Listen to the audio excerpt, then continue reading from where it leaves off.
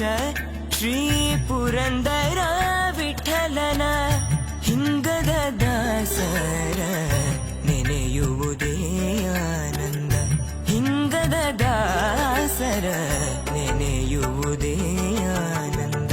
ಗೋವಿಂದ ನಿನ್ನ ನಾಮವೇ ಚಂದ.